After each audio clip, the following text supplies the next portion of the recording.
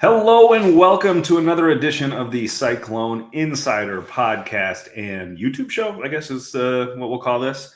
I'm Travis Hines. He's Eugene Rapay coming to you here on August 13th. We are now officially exactly 10 days away from the college football season opening with Iowa State and Kansas State in a top 25 matchup in Dublin, Ireland, kicking off 11 a.m. Iowa and Kansas time. We've kind of run out of stuff to talk about, frankly. I think we've broken down the positions. We've given our thoughts on this team. We're kind of now at the mercy of actually playing the damn games. So until they do that, we're going to pretend like they're playing the games in our head and pick wins and losses. If you checked out the Register homepage today, you saw I picked all 12 Iowa State games this season. If you didn't check that out, I suggest you do. But we're going to go through it now. We're going to go through my picks. Eugene's going to give his for each and every game, our reasons why. And I think there's some, when I was doing this, Eugene, this always takes a lot longer than you want it to, because you have to kind of, as you go through it, you're inventing the circumstances each week, right? Like if you pick them to win this week, sometimes that affects your thinking of how they're going to play the next week. And you're basically playing Dungeons and Dragons in your head with football teams. So there's a couple, when I was doing this, a couple really interesting sliding door moments. And I think that it begins in week one against Kansas State. We've been talking about it for months now. Like, there's 11 games after this one. Win or lose, there's plenty of time to either make it up or screw it up. But it does feel like this game, you win it, and you're like, I've been writing, you're kind of a lap ahead by winning a game against a front runner, week 0, national audience, international audience, where like it just feels like it can really supercharge things for you. You lose that game and you're flying 4,000 miles home, feeling pretty bad about yourself with like a couple of real opponents in tough spots when we talk about those schedule games coming up. And I think as we go through here, we'll talk about it more, but I do think win or lose, Iowa State is going to be in for really tricky games the next 3 games. Like win or lose in Dublin, I think those next 3 games, as Matt Campbell has said, are going to be tough. Like this is not, we talk about schedule wins and losses in basketball a lot, the NBA, and now even more I feel like in college basketball.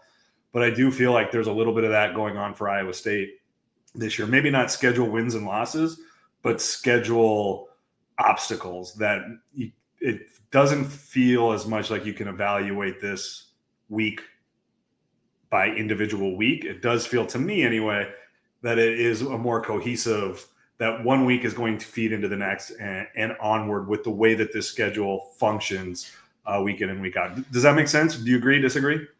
No, I think that 100% makes sense. Just even with the Europe game alone, like you have to come back, you have to deal with jet lag, you have to deal with perhaps a shorter week just because they're traveling back on Sunday. Maybe they come back Monday, whatever the deal may be. So there are all these other outside factors or so that you have to account for. This isn't just the typical hop on a plane, hop back, or bus ride there, bus ride back. There are a couple of other things here that will kind of feed into it. And also just kind of the stretches where they're home and away. Like you got to factor all this when kind of putting this together. But it's also what made this difficult. Like I felt like when I was running through at points, I was like, wow, if you look at it week by week, each individual game, it's like, are they really going to do 11 wins again? Or do I need to dial it back somewhere? And then when you go through it a second time, am I being too harsh this time?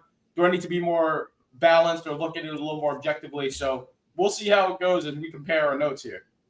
Yeah, I mean, I definitely think, and I wrote this too, like I feel like the floor is pretty well set. Like I don't think they're going to be bad. I think bowl eligibility, I mean, you never know with injuries and bad luck, but like bowl eligibility seems pretty clear cut. I do not have a great sense on what the ceiling is. Like this doesn't feel like a great Iowa State team to me. It doesn't feel like a great Big 12 team or a great national team, but I don't know. Like we'll see. Like there's enough unknowns where if they surprise to the upside, like you're talking maybe a different tier of what I feel like this team is likely to be. But like you said, let's dig into it. Starting August 23rd, Kansas State, Dublin, Ireland. I think like for my first years on this beat, K-State owned Iowa State. Bill Snyder owned Iowa State. Like no matter, blowouts, close losses, the Wildcats just won every single year. And that's really flipped now under Matt Campbell. I think he's 4-2, but has won 4 of the last 5 after losing that first one, to which would have been to Snyder, I believe. Or they're 4-2 against Kleiman, maybe, is what I'm thinking of. Because obviously they've played 9 times since Matt's been there. But they're 4-2 against Kleiman. 4 of the last 5 they've won. And I think I've always thought that this is such a bellwether game because K-State and Iowa State are so similar across the board, from a university standpoint, from an athletic standpoint, from a football program standpoint. They're both kind of vying for that same real estate, like within the hierarchy of the Big 12, within the hierarchy of college football. And if you win this game, I think that does say a lot about who you are. And if you win this game consistently, I think that's planting a flag of, this is our real estate now. Like we are now above you, which now puts us near the top of the Big 12. And so again, like that's why I think this game is so important, because it is kind of a bellwether. And I think the way that the two teams play are pretty similar in the way they think and play football. And I think Iowa State's just been better at that over the course of the last 6 years. And I don't think that changes this year. I got Iowa State winning in Dublin, starting the year 1-0 and continuing this, run of mini dominance over their Farmageddon rivals. Yeah, Kansas State has Avery Johnson back, and that should just be a nice first duel between Big 12 quarterbacks to start things off. I was pretty optimistic about the Cyclones in this one months ago. I'm going to stick with my gut here. I think that they win here. Kansas State, they had some wild moments last season. It always just felt like they should have been better than they were. But I think that Iowa State going into this season just seems to be in a much better place. I know that they historically start off slow, but I like the Cyclones odds in this one. Yeah, I think if K-State wins, it's because Avery Johnson as a dual threat quarterback causes a lot of week 0 problems. Like I think that's a hard guy to jump into playing because he can really flip the script and go off script, which can be really difficult for a defense, trying to get its feet wet and really trying to figure itself out, especially at those critical linebacker positions when you're talking about containing quarterbacks. Like to me, that's the big danger for Iowa State. But ultimately, I do think the Cyclones prevail. One of those sliding door moments, like again, comes that first week. Like Campbell's has talked at length about the challenges of coming back, that the game in Ireland doesn't concern him as much from a preparation and readiness standpoint. It's how Iowa State responds coming back. And I don't think he's just talking about South Dakota, but obviously that's the immediate concern for Iowa State. I think the Cyclones win this game. It would be very hard for me to ever pick an FCS school over a Big 12 school. There were some Paul Rhodes era teams there that I probably would have done it, and they lost a lot to FCS schools. But I think like this Iowa State team, even coming off a tough week in terms of preparation and turnaround coming back from Ireland, in a South Dakota team that, by the way, won 11 games last year and is ranked 5th in the FCS to start the year, this is a real football team.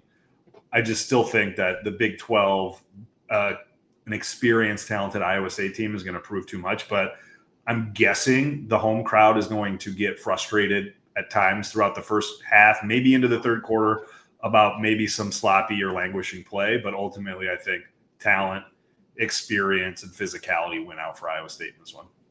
Yeah, that Big 12 FBS gap versus an FCS opponent, albeit a good one. South Dakota is no slouch, and they should be much more formidable than North Dakota was last year. But I think that gap will just be too much. Iowa State will wear down on them as the game goes on. One thing that I'll be looking for in this one is just the way that Iowa State's new defensive starters handle it. The Coyotes last year led the FCS in yards per play last season, and their quarterback and running back are back. So, South Dakota will be able to make some plays. It'll just be like one of those good gauge or just seeing how like new starters handle this South Dakota offense. Then we go out of Labor Day weekend and into Cy-Hawk weekend. I am definitely not going to make any friends or fans with my pick. If you read the story on the Register this morning already, I got Iowa in this one, and I think Iowa State's better. The game's at Jack Trice, which I think over the course of this game, home field is not really a determining factor in wins and losses.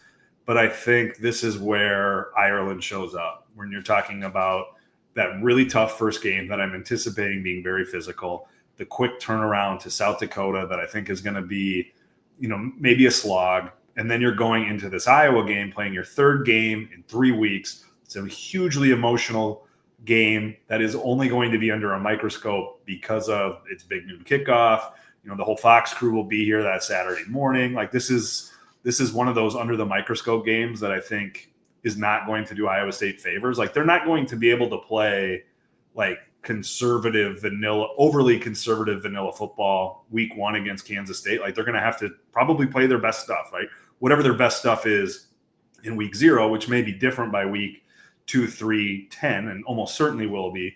But the things that they think they're best at, they're going to have to try to execute in Kansas State, I would imagine. Iowa doesn't play week 0. Week 1, they have Albany, and Iowa is notorious or famous, however you want to look for it, is playing as vanilla as possible in that week 1 game going into the Cyhawk game. So that's a long way of saying Iowa is going to have at least 1 week, if not 2, on film of what Iowa State is trying to accomplish on both sides of the ball.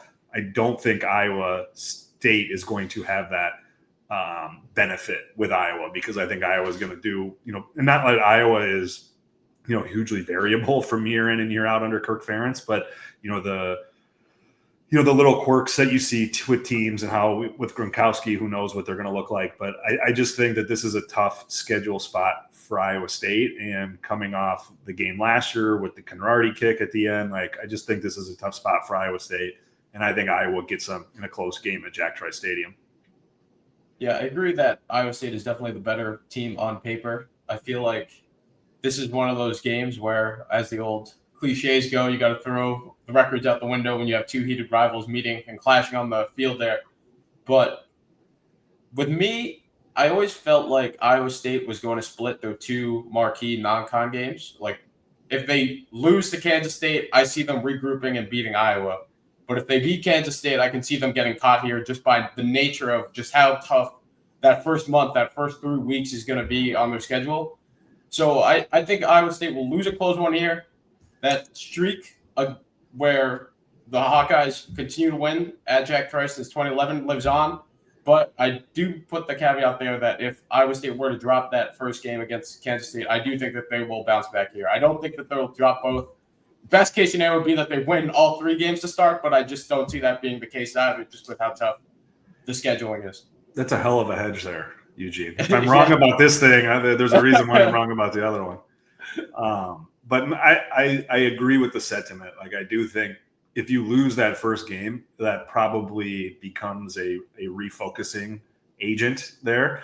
But like spinning forward here, I do wonder, if you lose this game against Iowa, as we both predicted, I would be very, very concerned if I was an Iowa State fan or Matt Campbell or anyone on that staff that 1 loss becomes 2 going into Arkansas State. Like that is, again, a really tough flip there. You go from the Cyhawk game that is going to be, one of the bigger games of that weekend nationally, and now you got to go to Jonesboro, Arkansas to play Arkansas State immediately for your 4th game, again, in 4 weeks, 2 against group of 4 teams, or it's not group of 4 teams, power 4 teams, 1 a conference foe, 1 your most hated rival, both who play physical brands of football. Like, saying Iowa State could be limping into Jonesboro would be hyperbole, but like they're going to be feeling the effects of 3 weeks of football, I would imagine, at that point, heading into Arkansas State. The memories of Ohio 2 years ago are fresh in all Iowa State fans' mind, I'm sure, with Iowa State going there and really playing one of the poorest games of Matt Campbell's tenure, at least from a team that ultimately ended up being pretty good. Just got dominated by what was a pretty good MAC Ohio team, but still, like, this is a tough spot. I don't think Arkansas State is as good as that Ohio team was. I don't think that this is an overly scary Arkansas State team in a way that I think maybe South Dakota is tricky in that game. But again, like, you're going on the road against a group of 5 team. This is just not a great spot, all things being equal. I think Iowa State wins. I do.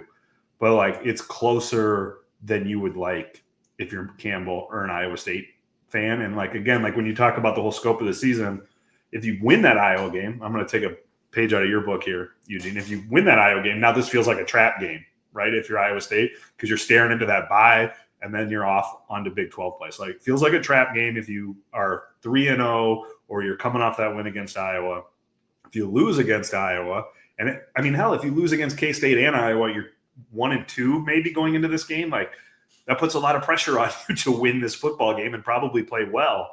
Like, again, this is just a tough situational game for Iowa State. That doesn't always or even most of the time translate to how a team plays, but it can. It can, and that can have a positive effect and can have a negative effect. And to me, the odds of this being a tougher game than it otherwise would be are higher because of the way that the schedule lays out. Again, I think Iowa State wins. I think they headed into their bye week 3-1 and probably feeling pretty good about themselves. But this is a tricky little game down in Jonesboro, Arkansas. I don't think this will be the 52-7 beatdown there was last year, but I think the Cyclones should be good here. I'm showing my age here, and I'm definitely showing my naivete as someone who just hopped on the beat last year. While I do get that Iowa State fans do have those nightmares or still fear the Ohio scenario, as just as a Villanova guy, there are still losses from 14 years ago that I still think about, even though it has no bearing, like on paper, it shouldn't be a problem. I feel like Iowa State is good here. I'm not really buying to the trap game narratives. Call me naive, call me innocent, but I think Iowa State will have no problem in Jonesboro. Oh, you summer child. So we both got them going into the bye week 3-1. They come back at home against Arizona to start the run of 8 straight Big 12 games. I am not concerned at all about I am not optimistic, I should say, about Arizona this year. Like, I think these transitions between leagues, except for the absolute best teams, the best resource teams, are really difficult. I know Arizona's coming from the Pac-12. That's very different than the AAC schools moving in. But I think there is a difficulty in those transitions. And I don't think Arizona, especially since the coaching change was also coincided with the league change, I think this gets tough for them. And this is not a game that is particularly worrisome to me if I'm an Iowa State fan. I got Iowa State winning pretty convincingly. Yeah, Iowa State coming off a bye. Arizona, it's hard to be worse than last year, but I feel like they should be a little bit better with no Fita back. But I don't see the Cyclones having a hard time here in the conference opener. Home conference opener. Eugene, this is bad podcasting that we just keep agreeing with each other. We're gonna have to figure. Oh, wait until we get later. Wait until we get later down the line here. Yeah, you have the advantage here. You know my picks already because they're on the internet. I'm flying blind with yours, so maybe this will be a good podcast at some point. Now we go to the first true conference road game of the year at Cincinnati. Everything I just said about Arizona, amplify that for Cincinnati to me. The 2 times we've seen them the last 2 years, both in Cincinnati and at Iowa State, and then, obviously watching them throughout the year, that's just a program in my mind that's a few years away from being able to compete in any meaningful way against the Big 12's middle and up. They're just not there. The infrastructure is not there. I don't think the recruiting's there. It doesn't seem like the NIL is there. And it just does not seem like this transition is going to lend itself in the short term for Cincinnati to be in any way a real Big 12 contender. And I think Iowa State is a Big 12 contender. So to me, this is a game Iowa State, even on the road, should win pretty handily, in my opinion. I agree there. Cincinnati brings a lot of returners back on both sides of the ball, including Brendan Sorsby, who will be back under center. But just the way that the Bearcats have played last year, just wasn't too impressed by them. They started the year 5-2, and we saw that they missed the bowl altogether. I think it'll be another middling, up and down, struggling to finish 500 year for them. So I don't think Iowa State will have a problem. Back-to-back road games for Iowa State with a trip to Boulder to take on Coach Prime and Colorado. It's Iowa State's first matchup against the Buffs since their return to the Big 12 from their little stopover in the Pac-12. This is another, I think, a tough one. I think regardless where this game fits in the schedule, I'm going to give the benefit of the doubt to Colorado that they'll be fine. They'll be a solid Big 12 team. That might be overestimating them, but I've underestimated them, frankly, the last 2 years. And I do think, obviously, with everything that's going on with Deion Sanders health-wise over the offseason, it sounds like he's healthy, which is obviously the most important thing. I do think when the head coach isn't around all summer, you never know, how that's going to play.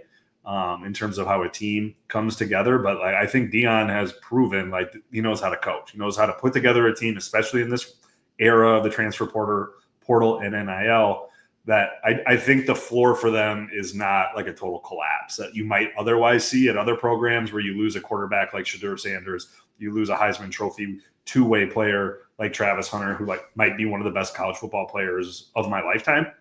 Like you would anticipate maybe the bottom falling out. I don't think that's going to happen. I could be proven wrong, but I'm going to give Colorado and Deion Sanders a bit of the benefit of the doubt that they're going to be a middle of the pack and up Big 12 team. And second road game in a row, altitude against a good team. I'm going to give this one to Colorado, and Iowa State takes its first conference L in Boulder on October 14th or whatever that is, October 11th. Yeah, I like Colorado to finish above 500 overall, but I think this will definitely be a step back of a year. I don't think that like you said, the floor is still pretty solid, still in pretty good standing, but I'm not buying the Coach Prime hype. I think Iowa State will win this one. Lost a lot of star power, some key positions to fill. Their schedule is also a lot tougher this year. I think Iowa State wins this one on the road, and this is where we diverge, Travis Hines. So Eugene's got Iowa State 6-1, 3-0 in the Big 12, heading into their October bye. 3 bye weeks this year for Iowa State by virtue of that Week 0 game, and the K-State game flexing out of the regular season. That's pretty good. It's not last year's 7-0, but 6-1, 3-0, hell of a way to hit the backstretch of the season.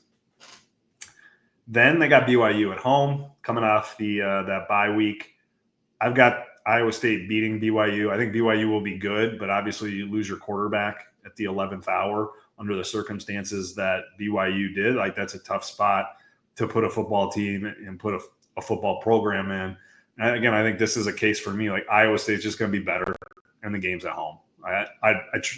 When I predict these things out, I try not to think too much about it. I think some people say I don't try to think too much about anything I write or say, but certainly in this instance, like you look at the scenarios that I feel like is unfolding here.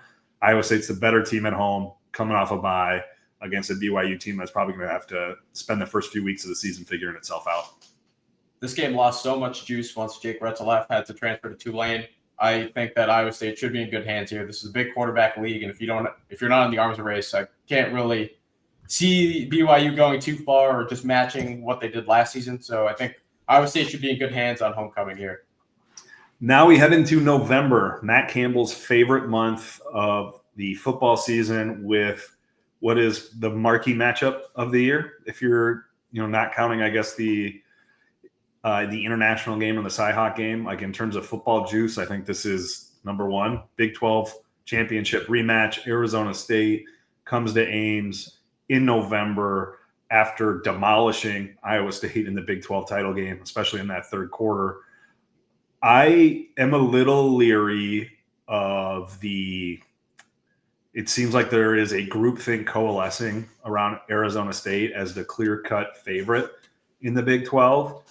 And I'm a little leery of that because of, I think Cam Scadaboo was a big part of what they did offensively. Sam Leavitt is obviously a very, very good to great quarterback, but I do feel like we're getting to, at least in the media ecosystem, overvaluing Arizona State. Having said that, you look back, they bring back a ton of production on both sides of the ball. I do think Leavitt's going to find himself in the Heisman Trophy race this year because I do think he's super talented. And so I'm going to pick Arizona State, but I don't feel particularly enthusiastic about it. Like I could very easily see us getting into November and Arizona State's got a couple of losses and is, in the middle of the Big 12 looking up. But having to buy into at least a bit of this preseason hype, I'm going to give a slight edge to the Sun Devils here. I think the Sun Devils are rightfully kind of like I know there weren't official preseason rankings, but I think they're rightfully the number one team going into the season. But I still think that this will be a conference of parity, a conference of chaos. So Arizona State, while the number one or the consensus, quote unquote consensus number one heading into the season, I don't think that the gap between them and everybody else is as large as some places are indicating or referring to. But I do think that Arizona State, with what they have coming back, Kanye Udo is no Cam Scadaboo, but he should be a serviceable running back after rushing for over 1,100 yards at Army last year behind a good O-line. Arizona State just seems to be in that spot where I think that they'll beat Iowa State on the road, but I think that it will definitely be a much closer game. And ideally, Iowa State would not turn the ball over 3 times or just have that third quarter collapse. So it should be a much closer game, but I still give the edge to the Sun Devils here. Yeah, we talked to Mauser yesterday, and it was interesting. He kind of brought up that Big 12 championship game on his own when asked to evaluate what did you think of your first year as a play caller, and he brought up that game and talked about kind of vaguely about some of the calls that he made, wondering how that would have changed things. And you do look back at that, I have to imagine he's talking about that third quarter and how they could have moved around that. And I think that was such an avalanche of poor play and bad luck that, who knows. But I do think this is a game they're looking at very significantly because of the bad taste in their mouth there. So again, I'm picking Arizona State, but I don't feel particularly adamant or committed to that, which just makes for, again, great podcasting. Next game, road game at TCU.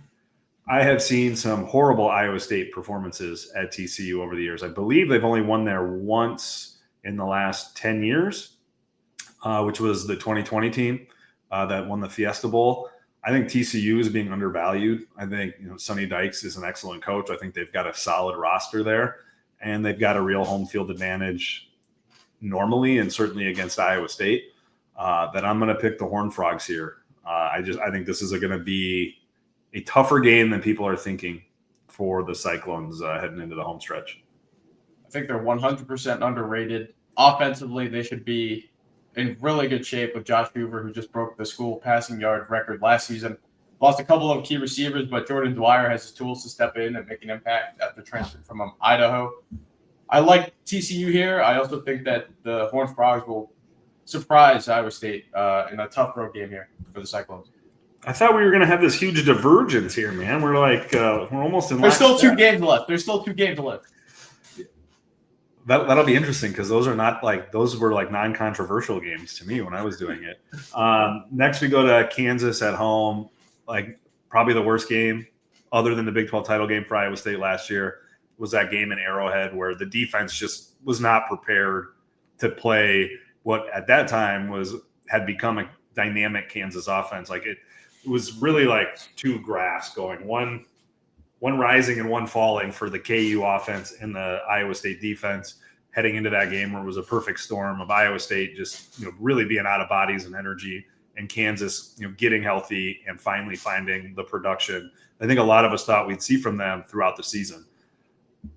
Assuming that those bizarre set of circumstances don't unfold again this year, I think I already said that I think TCU is undervalued. I think Kansas is hugely undervalued. I think people forget that heading into last season, we were talking about Jalen Daniels being a Heisman candidate. I don't think we should be talking about that this year, but the dude can play football. I think Lance Leipold is a great college football coach. I think Kansas is going to be pretty good.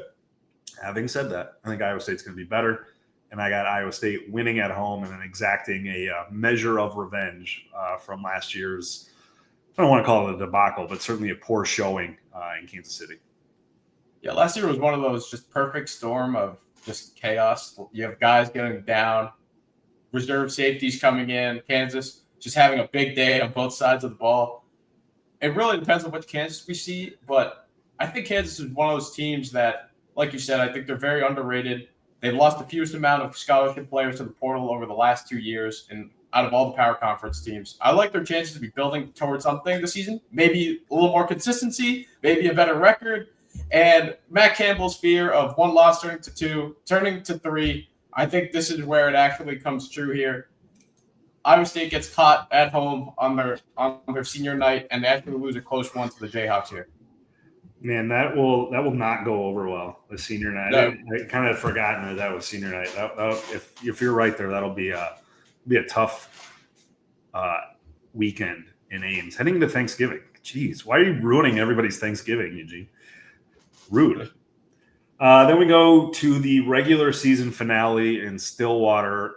I think this is a weird one because I think Mike Gundy, who has now been the head coach at his alma mater for 20 years, is, I think, unquestionably on the hot seat, right? Like between lackluster results plus what seems to be consistent off-field gaffes, distractions, controversies, mini scandals, like whatever you want to call it, it does feel like the time is running short here for him in Stillwater, which after 20 years, like that happens. Although I just saw that we're now 18 years removed from I'm a man, I'm 40. So like still a relatively, middle-aged head coach, like back half of his career, but certainly like if he wanted to keep coaching, he could coach for a long time.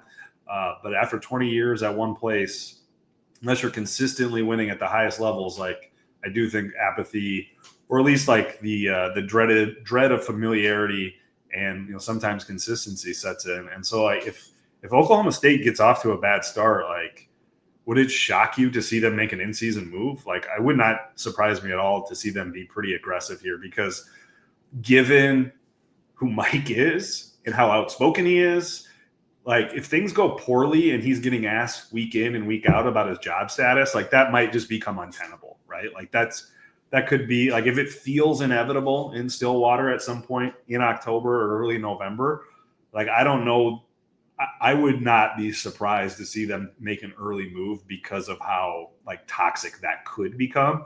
Now on the flip side, if it's borderline and he's makes it to the regular season finale and there's uncertainty there, now you're talking about a team maybe playing for their coach's job. That could be a tough spot, but I just think that like they've kind of run out of road in Stillwater, and like they got to be, when they see what's happening at Texas Tech and with Cody Campbell, like that's got to just like drive Oklahoma State fans crazy, right? Like if T. Boone Pickens was alive and active as a booster in this era, like that'd be Oklahoma State probably, right? Like just dumping money into the program, and instead they're kind of, when there's when a huge opportunity presented itself in the Big 12 and nationally, with Texas and Oklahoma leaving, and now the flood of cash being able to make a massive difference in how you build your roster and win football games. The guy that had foot the bill for their, ascension here in the early Gundy years, is no longer around to do that. Like that's gotta, the curse of timing here for Oklahoma State has gotta be tough. Yeah, without a doubt. To me, the biggest question mark for this game was whether or not Mike Gundy was still going to be on the sidelines. I really think that Iowa State should not have an issue here. This should not be a problem of a regular season finale, even though it's on the road. I have the Cyclones winning. Mike Gundy, I'll also predict Mike Gundy is still the coach. They let him finish out the year. They let him do it. If they fire him before this game, do you think they let him, like whether it's the week before or 3 weeks before, whatever, do you think they let him keep coaching? Like I don't think you can let a lame duck Gundy makes for, I would imagine, like very, very nervous administrators, but also very excited media people that are like, who knows what the hell an unleashed and unhinged Gundy might say or do.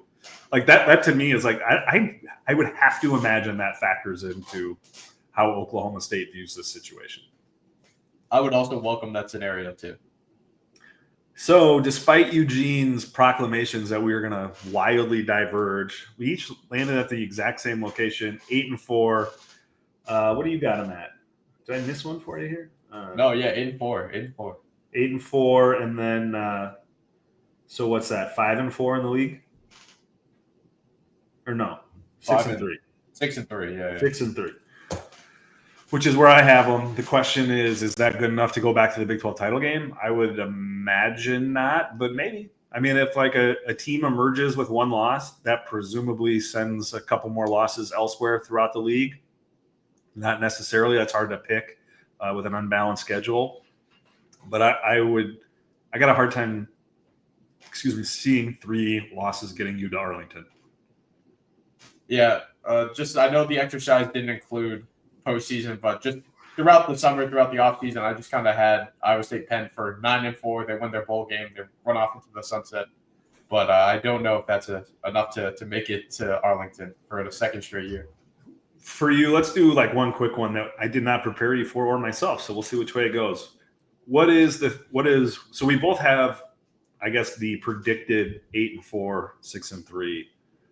How does this go, better or worse? Like for me, it goes worse early, frankly. Like if you lose at K-State, to your point, like does one loss become two, becomes three? And then like, are you in a tough spot, which we've seen Campbell's teams be in difficult spots, kind of staring down the barrel and be able to pull back the reins and reconfigure and go forward in a positive direction. And like, I wouldn't bet against them doing that if they get off to, what would be a disappointing start. Like if you're 2-2 or worse coming out of that first 4-game stretch, but it's still like, just because you've done it before doesn't guarantee you can do it again. So to me, like that is like, if this goes if this goes worse than what I've predicted, I think it starts early. Like I think that is where things get tough. And I think if it gets better, and this is why I think the upside is a lot higher for Iowa State. I got them winning 8 games while losing twice at home. And I don't usually pick Iowa State to lose at home. Like, so to me, like if you're an Iowa State fan and you're looking at me picking them 8 wins and you're like, well, Hines is being pessimistic or isn't valuing this team. Like if I'm wrong, I think if I'm picking them to win 8 games and losing twice at home, I think that should tell you, like, I think they're pretty good and that the upside here is significant because, like, am I going to be shocked if they win a bunch of home games or all their home games? No. And, like, then it becomes like the road games. Arkansas State, we talked about, is difficult not because of the team they're playing, but because of the situation. At Cincinnati does not concern me at all. Colorado, I think, is probably a coin flip game. TCU is probably close to a coin flip game, although I think a tougher scenario than that Colorado game. I think TCU is probably going to be better than Colorado. And then at Oklahoma State, which we're kind of anticipating Oklahoma State to be a mess. So, like, this really can – like, there is a ton of upside here for Iowa State to not only make the Big 12 title game, but to build a relatively strong CFP resume here, should they be able to win those winnable road games and take care of business at home. Like, I do think the upside here is significant. Yeah, a lot will hinge on that first 4-game stretch. I think if they lose those 2 marquee games against Kansas State and Iowa, definitely sets you so far, not far back, but not an ideal start. There's still plenty of time. That's the other thing with this sport. Like we saw last year with Arizona State and some of those other teams that just made the late season push. Like you could start slow. It could not be an ideal start, but there's still plenty of time to make up room. So even if Iowa State does start 2-2, I don't think anybody should be hitting the panic button yet. I think as long as we saw the key last year was Iowa State won their coin flip games. They won those tight games. They won all those most of those close games that came down in the fourth quarter when we saw Rocco Beck just lead them on game-winning drives. And 5 go-ahead game-winning drives. They just lost that one against Texas Tech, but they won all those other ones that they were in. As long as Iowa State can do that or continue to do that, I think they'll be in great shape.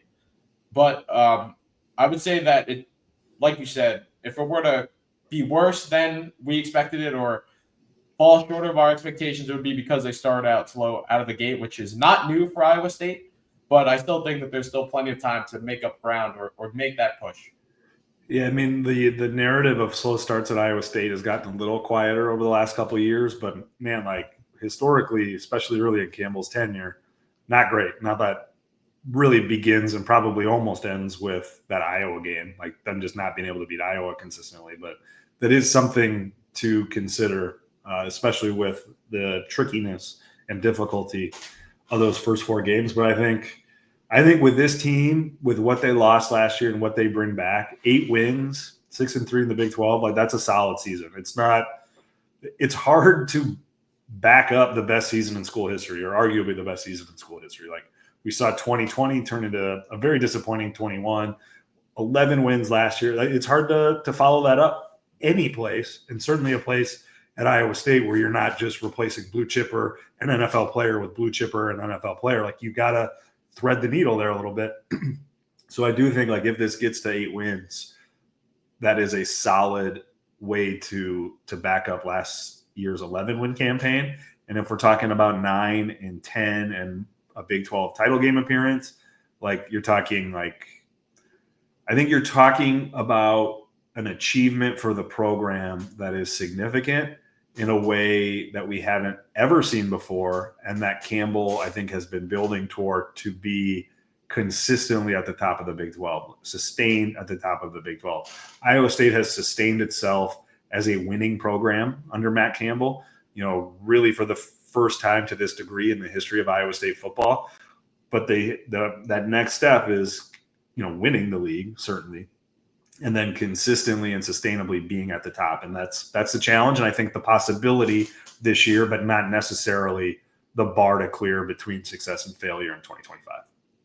Yeah, to me, an 8-win season is pretty solid, and it's kind of where I have the floor at. I think that this team will qualify for a bowl game no matter the circumstance. I don't see them being exactly 500 after the regular season. I think maybe, 7 if you want to say like that's the worst that I see them being, but the ceiling is just, it could be anything at this point. We really don't know. I think that this is a tougher schedule, so there will be opportunities for Iowa State to prove itself or show that, one, not only are they sustaining that success, but they are taking that leap. And they'll have their opportunities with just a lot more marquee games that will be under the spotlight a little bit more. And I just think that we'll just have to see.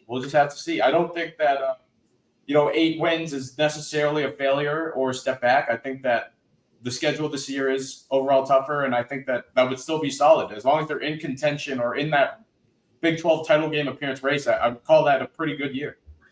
He's Eugene. I'm Travis. This has been the Cyclone Insider podcast and video show. Thanks for watching. Thanks for listening. Subscribe to it wherever it is you listen to podcasts, and on Cyclone Insider on YouTube, and for sure check out DesMoinesRegister.com. I am headed out to Dublin early next week, so Eugene will hold things down here stateside, but then surely be sure to check out everything we've got coming on DesMoinesRegister.com. Appreciate it. We'll catch you next time.